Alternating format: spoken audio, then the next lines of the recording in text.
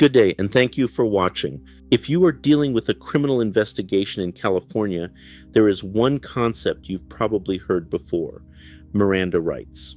You've likely heard the phrase, "you have the right to remain silent." But what many people don't understand is when those rights actually apply, and what happens if they are not given. Let's start with the basics. Miranda rights come from a legal requirement that law enforcement must advise you of certain rights before conducting a custodial interrogation. That's the key phrase, custodial interrogation. This means two things must be happening at the same time. First, you are in custody. Second, you are being questioned. If both of those conditions are met, law enforcement is generally required to advise you of your rights. Those rights include the right to remain silent and the right to have an attorney present during questioning. Now, here's where many people make a mistake. They believe that if Miranda rights are not read, the case automatically gets dismissed. Now, please understand that is not correct. The consequence of a Miranda violation is usually related to statements, not the entire case.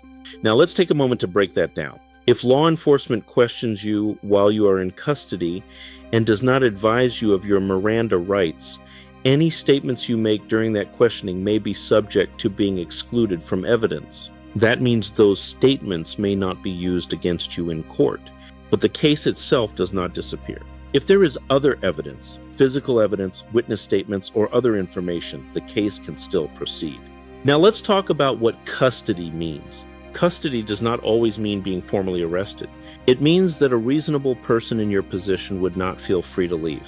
This could occur in a police station, in a patrol car, or in other situations depending on the circumstances. Moving forward, now let's talk about interrogation. Interrogation includes direct questioning, but it can also include actions or statements by law enforcement that are likely to elicit a response. So it is not always as straightforward as asking questions.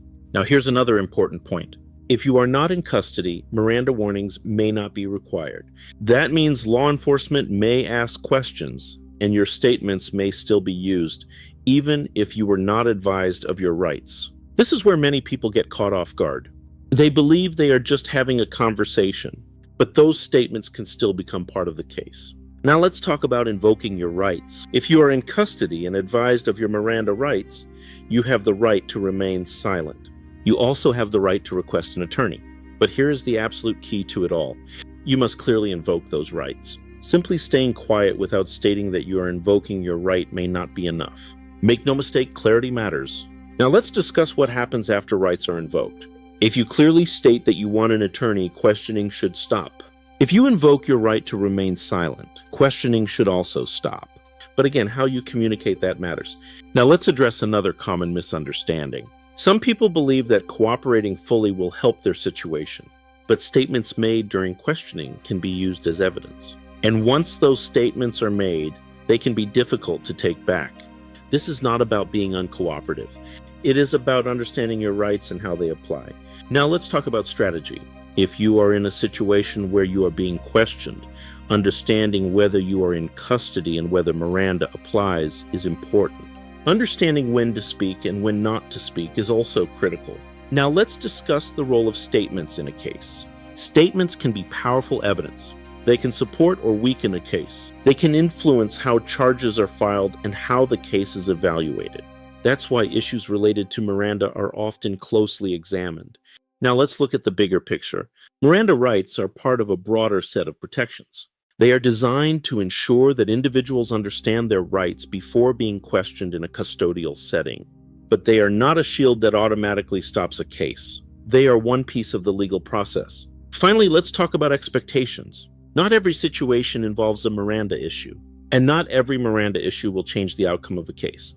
But when it does apply, it can be significant. Understanding how it works is important. In conclusion, Miranda rights in California apply when a person is in custody and being interrogated. If those rights are not properly given, statements may be excluded, but the case may still proceed based on other evidence. Knowing when these rights apply and how to invoke them can make a difference. If you are dealing with a criminal investigation or have questions about your rights, take the time to understand your position. Call us at 888-888-6582. I'm Vince Davis, and we are all in this together.